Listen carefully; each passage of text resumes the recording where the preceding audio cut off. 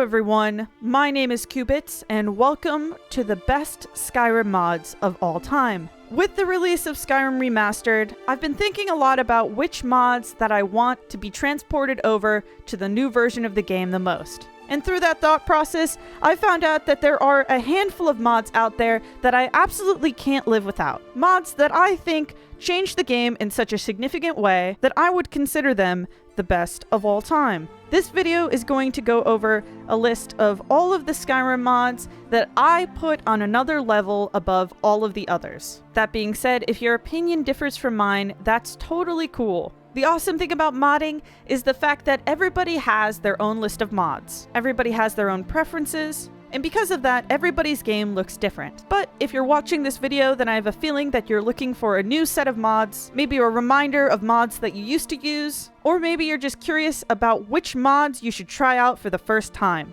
If you're any of these people, then you're in luck. I'm going to give a brief description of almost 20 different mods, things that range from gameplay to audio and to design. The one type of mod that I'm not going to cover are graphical mods. The reason for this is because if you're on console, you probably won't be able to implement those, or at least to a very limited degree. And of course, if you're on PC, everybody has different PC specs, and so the answer to what is the best graphical mod really depends on what your PC can handle. I might make a video for that in the future, but for right now, I'm gonna set the graphical mods aside and just focus on the ones that don't focus so much on system requirements. So without further ado, let's break this down. The very first mod that I want to cover is called SKYUI. SKYUI is a must-have regardless of whatever mod you have installed. It basically works with everything, and is frankly the only reasonable way for menus to look. If you remember the dark times before this mod was released, you remember all of the menus in the game being scroll-oriented. To see the details of an item, you would have to click on it specifically, and there was really no way to sort your inventory. Thank God, SKYUI changes that. SKYUI offers you a very nice, neat, organized overhaul of the menu system. You can sort things by weight. You can sort things by value. You can even sort things by ratio weight to value. All of the tabs to access your spells and your items are very neatly constructed. The icons are well designed and very self-explanatory. Overall, it saves you the nightmare of having to sort through your inventory, trying to find that one item that you just want to drop because you don't need it anymore. So instead of spending 20 minutes scrolling through your inventory, you only need to take 2 seconds. If this mod is offered on whatever platform you're using, there is no excuse not to use it. In a similar vein of menus, the next mod that I'm going to be featuring is called Race Menu. In vanilla Skyrim, the character customization screen is a little bit limited to say the least. You can choose from a variety of different noses and mouths, but even that selection is pretty limited. And of course, the color customization is pretty abysmal itself. What Race Menu does is it adds a huge amount of different options for how to customize your character at the beginning of the game. Now you can change things like height, you can pick custom hair colors, you can move the eyes and the nose and the mouth around every which way, resize just about everything, and if you put enough care and detail into it, you can come up with some pretty impressive characters. Besides just improving the interface, Race Menu provides you with the epitome of character customization in Skyrim. If you care at all about designing the look of your character, then absolutely install this mod.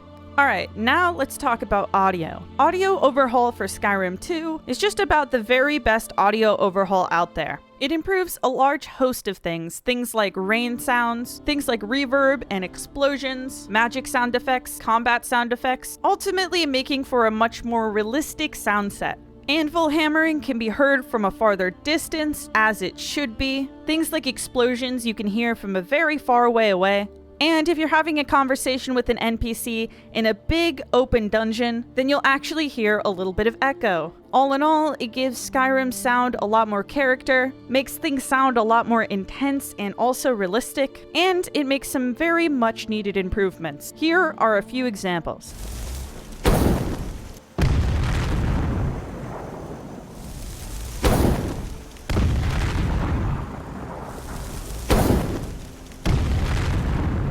Doubt he thought it was the only way to make his point, and also because he knew he could. You must miss those days. But if you can't swing your weapon, forging one's the next best thing.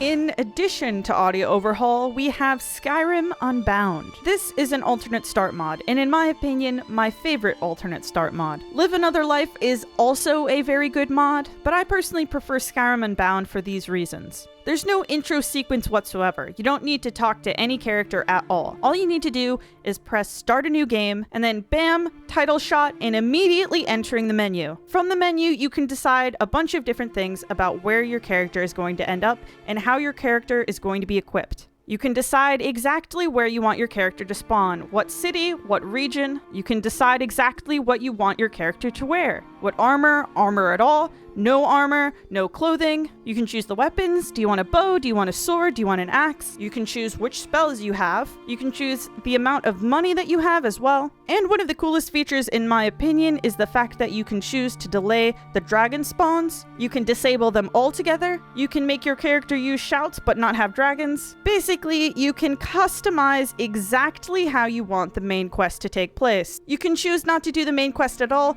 but at the same time, have dragons spawn in the world. You can choose to delay the main quest and activate it when you feel like. What I really love about this mod is because I play Skyrim so much and because I've made so many characters, it really cuts out that 20-minute intro sequence and gets right to the chase. Where do I want to spawn? What do I want to have? And do I want dragons or not? Live Another Life is definitely cool for putting you into some interesting circumstances, but once you've used that mod for a while, then those interesting circumstances stop being as interesting. Skyrim Unbound just lets you cut right into it. As a person who frequently creates new characters, I really appreciate that. Next up, we have interesting NPCs. This is just about the banginest NPC mod out there.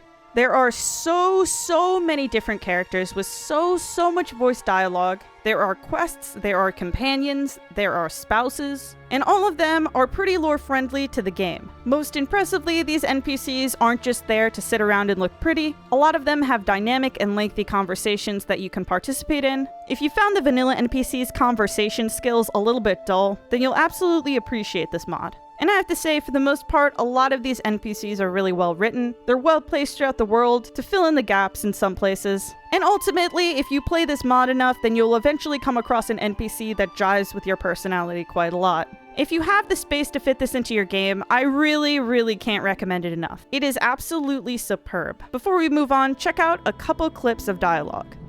I am Dagrilon, the greatest and most powerful mage who ever lived. But that was then. I live no more. I offer you Mara's blessing, that her light may guide you on the... Ugh, who am I kidding? You'll end up like all the rest. And now we talk about immersive armors and immersive weapons. I'm putting these two together because they're by the same mod author and they accomplish the same types of things. What this mod does is just add more armors in the game. All of the armors look like they could have been in the game to begin with. A lot of them use assets that existed within the vanilla game, and if you've played vanilla Skyrim enough, you know that NPCs tend to wear the same outfits over and over again. The nice thing about immersive armors is that it gives a lot more variety, and it also offers up a lot of different outfit choices for yourself. Immersive weapons is a very similar mod in that it adds more weapons. These will be carried by NPCs and you can craft them / find them yourself. They're superbly made, they fit right into the game, and there's a style in there for everyone. What more can I say? You should download this mod. Next up, we have Ultimate Follower Overhaul. Put very simply, this is a follower overhaul that allows you to have more than one companion at your side and adds some dialogue and command options in there. It improves behavior and gives you a lot more options, not only to analyze your companions, but also to get them to do things. If you thought that the vanilla companion system was a little bit too bare bones, and you kind of wanted an army of minions, then this is absolutely a mod that you should check out. Moving onwards from that, we have Convenient Horses. This is an awesome mod that adds a huge amount of options to customize your horse. It does things like allow your companions to ride horses. It works with Ultimate Follower Overhaul as well, so you can have a huge entourage of companions on horses as you ride on your horse. It lets you choose a bunch of different saddle types, lets you customize things like combat and speed involving your horse, its aggression levels, and etc. Kind of like Ultimate Follower Overhaul, it adds a lot more to the actual framework of owning a horse. There are just more options for you to configure. leaving you with a much less frustrating system of owning a horse. Next up, we have Enhanced Camera. This is a very small mod, maybe not for everyone, but it's really important for me to have it in my load order. In my opinion, Enhanced Camera is the very best first-person mod out there. There's several reasons why I think that's true. Ultimately, it allows you to do anything you can do in third person in first person. Once you zoom into first person, it locks you in, and unless you zoom out, then you'll never be forced into third person mode. That means you can do things like ride horses in first person. You can do things like craft at tanning racks or anvils, cook over fireplaces, every single interaction you can do in first person. And one of my very favorite features, if you get hit by a giant, you will go flying into the air and your camera will spin on and on and on and on. It's very exciting. I like it quite a lot. This of course means that when you look down, you'll be able to see your own body. It doesn't matter what armor you have on. The way Enhanced Camera is designed is really fantastic. It keeps the first person camera exactly the same. The only thing it does is locks you in and makes sure that you can see your body beneath you. As opposed to other first-person camera mods, it doesn't have that vomit-inducing head bobble, and regardless of whatever size or gender your character is, your arms and body will be connected perfectly without any bugginess. If you usually like to play in first person, then I really can't recommend this mod much more than I already have. After Enhanced Camera, Immersive HUD. This is a really cool mod. It does something very simple, but if you're a fan of something like Enhanced Camera, then you'll probably also like Immersive HUD. This offers you a huge amount of different options that you can use to customize your UI. Most of these involve changing the transparency of things like health bars or stamina bars, but it also achieves things like giving you a hotkey to activate your quest markers, turning off the compass whenever you want, and even disabling the crosshair if you really want to. Instead of seeing a constant giant compass at the top of your screen as you're on a nice mountain hike, you'll actually be able to take in the surroundings a lot better, and the experience will feel overall a lot more, for lack of a better word, immersive. Next up, we have Realistic Needs and Diseases and INEED. I couldn't really decide between these two because honestly, I think people have very particular opinions about them, and I never really noticed a big difference between the two. But basically what these two things add are the need to drink water, to eat food, and the ability to contract diseases. Diseases can be contracted by fighting animals and getting scratched, by sleeping in dirty bedrolls, by drinking just water from a river. I don't know why you would do that. And they ultimately aim to add more realism into the game.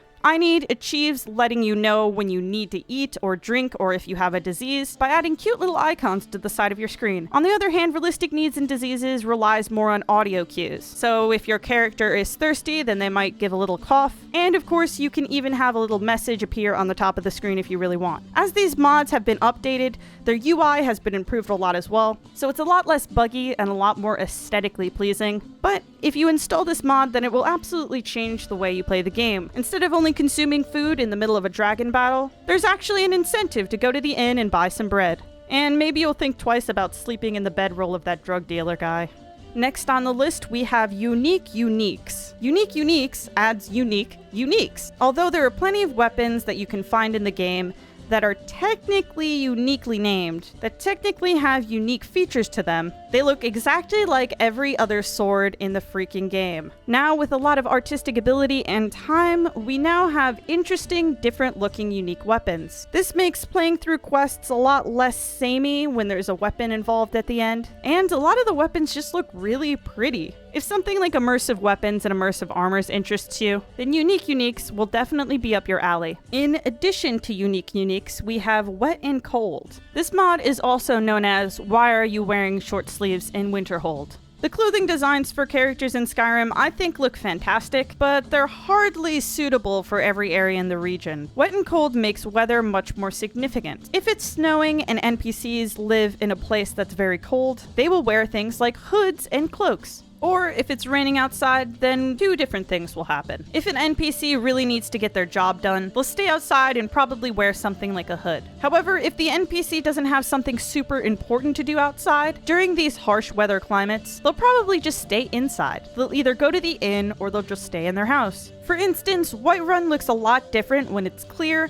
as opposed to when it's raining. Just like real people, you wouldn't want to go shopping outdoors if it's pouring rain. These costume changes also affect your companions. They'll throw on a cloak or maybe a hood depending on the weather, and these changes really add to the atmosphere, especially if a place has a particular type of climate. And of course, there are also effects to you as well. For instance, there will be water drops off of your body when you jump in water or if it's raining. In addition, there's a soggy feet sound effect added when you exit water or maybe while it's raining. For you and NPCs, you can see their breath if it's cold outside. Snow will start to accumulate on your hair and on your armor if you're outside while it's snowing. If there are strong winds during a blizzard, then your running speed will be reduced a bit.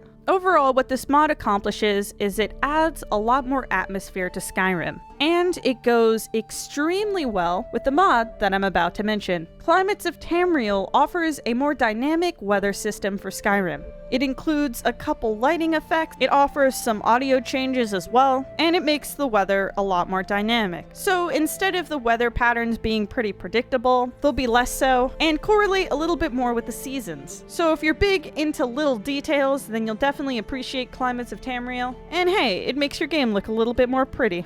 Before we get to the final mod, the next two mods are kind of a package deal. These mods are CAMPFIRE and FROSTFALL. What CAMPFIRE does is it adds a camping system into the game. It adds things like craftable tents, small and big, the ability to build fires, the ability to craft items in the wilderness, the ability to search for resources in the wilderness, and a whole skill tree dedicated to survivalism. You can make things like cooking pots, you can make things like tents, you can make things like backpacks, each of these items having its own utility. Obviously, this mod works extremely well with something like Realistic Needs and Diseases or INEED, but in my opinion, where this mod really shines is when you install FROSTFALL. Personally, I think that FROSTFALL may be one of the most genius mods ever made for Skyrim. The reason why I think that is because it offers such a drastically different gameplay mechanic that manifests itself so perfectly into the region of Skyrim. If you've played Skyrim already, then you've probably encountered a bunch of NPCs that talk about how harsh the climate is. But where do you really see that? Sure, there's snow on the ground. Maybe you'll even come across a skeleton in a cave, but you certainly don't feel the effects of this harshness. That's where FROSTFALL comes in. FROSTFALL provides you with the framework to interact with the weather around you. This means that there is now an exposure system within the game. The more exposed to the elements you are, the more likely you are to get hypothermia. What this means is that you can't just jump into freezing cold water. You can't just walk through a blizzard and expect your character not to feel it. If you're traveling through a region like the Pale, then you're going to need to bring a tent, a cloak, and hopefully something to start a campfire with. FROSTFALL provides you with a system of different levels of clothing. So certain types of clothing, like fur clothing, offer you quite a bit more protection and warmth. Something that doesn't provide you with much protection would be rags, for example. To prevent yourself from getting hypothermia, you'll need to pitch a tent when you start to get too cold. Hopefully you've brought some firewood with you, or perhaps you'll at least have the ability to gather some dead wood. If you can do that and start a fire, huddled beneath your tent, then there's a good chance that you'll be able to survive the blizzard. However, if you enter the frigid, snowy outdoors in nothing but a pair of trousers, your stats will begin to be affected.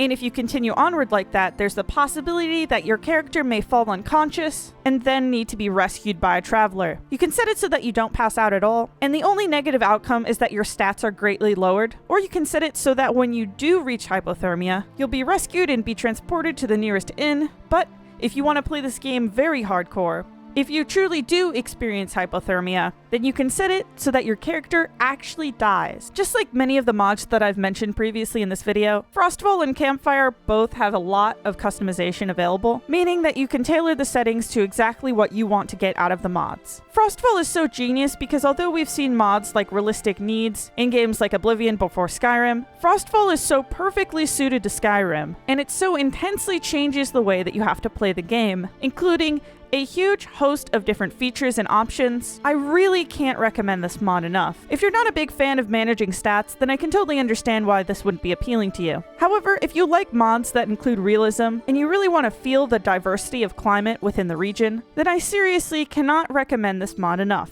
FROSTFALL requires CAMPFIRE, so if you're going to install FROSTFALL, then you'll definitely need CAMPFIRE. Last but not least, the final mod that I want to recommend is Skyrim Requiem. This is probably my most favorite mod. It is a super hardcore overhaul of Skyrim. The basis of its design is centered around making Skyrim much more like hardcore RPGs of days past. Games like Baldur's Gate. There's a huge host of different changes that this mod implements. One of these changes involves making the world no longer leveling to you. So that means when you start out, when you're a day 1 beginner, you pretty much suck at everything. When you start out, you get to choose 3 different perk points and then start to customize your skills. Unless you're trained in a skill, then your ability using that skill is going to be completely abysmal. Not only that, but you can't expect to start killing frost trolls at level 1. The only creatures that you may be competent killing when you first start out are things like a fairly unarmed bandit, maybe some mud crabs, and probably a wolf. However, despite the incredibly difficult start, where this mod really shines is the feeling of progression that it offers. As you begin to level up, enemies like bandits and mud crabs can be easily one-shotted, and you get closer and closer to being at the same level of some of the most fierce enemies in the game. In my experience, this is extremely rewarding. Although I died over and over again when I first played this mod, eventually when you begin to understand how it works, when you put the time in to level up your character, when you invest your perk points intelligently, then it gives you a great sense of accomplishment. Vanilla Skyrim is absolutely great. However, Requiem offers something completely different. It changes around the location of enemy NPCs. It does things like give them different items. It adds more treacherous locations. It alters the requirements for you to get into things like the Mages Guild. It makes the game much more difficult, but it makes it much more dynamic. So if the combat system in Vanilla Skyrim has gotten a little bit too samey, if you're looking for a system where it's absolutely necessary to assess the strengths and weaknesses of the enemies that you're facing, then Requiem is an excellent choice. Requiem gives you a more dynamic, involved difficulty level than simply just raising the amount of health in an enemy's health bar. Defeating enemies feels incredibly difficult, but if you understand how to come prepared, if you understand to have a game plan, then no encounter can truly be impossible. In my opinion, Requiem is great for realism as well, and certainly spices up the gameplay. Now, if you're not a big fan of hardcore overhauls, then I can also recommend to you SKYUI. SKYUI is also a huge overhaul. Instead of changing the dynamics of Vanilla Skyrim, it aims more to just improve them. Something like SKYUI will take away the leveling of enemies, improve things like NPC AI, and give you a variety of different tweaks that you can customize to your game. I think this is a totally fantastic mod as well, and I wanted to make sure that I got the chance to mention it, because although I greatly prefer Requiem, it's not necessarily for everyone. All of the mods that I've mentioned, I think, are absolute must-haves in my load order unless something else conflicts with it. The amount of talent that's gone into Skyrim modding over the years is absolutely phenomenal. And the fact that there's a whole new game out there that gives modders even more options for modding is honestly something to celebrate. All of the mods I mention, I really hope will be ported over to Skyrim Remastered. So, if you liked any of these mods, if you like any mods, if you ever download a mod and you enjoy it, please make sure to endorse on the mod page to help support the mod authors that are creating these masterpieces, and maybe, just maybe, even leave them a nice comment. Thank you guys so much for watching. If I missed a mod that you think is absolutely breathtaking, I'd love to hear it down below. This is not an exhaustive list of all of the mods that I use, and certainly is not an exhaustive list of all of the mods that I think are great. These are just the mods that I think are absolutely on another level. If you found this video helpful, then I always appreciate it when people like the video. And if you want to see more Skyrim mod compilations, let's plays, spotlights, make sure to subscribe. You can find links to all of these mods down below, and I will update the description to tell you whether or not it's offered in the remastered version of the game or not. So if you're using a console or if you're only on PC remastered, then you'll be able to check the description and see if something is actually offered on that particular platform. Right now, not all of these mods will be offered, but that is certainly subject to change, and it's only been about a day so far, and there are already a lot of mods that are being converted over. If you'd like to see another Skyrim mod compilation, then you can check out my video on mods that make Skyrim more populated. So if you wanted Skyrim to have more NPCs, more companions, and etc., then I definitely recommend that mod spotlight. And I also have one for the best werewolf mods in my opinion. Thank you guys so much again. I appreciate all the support you've given me thus far, and I will see you in the next video.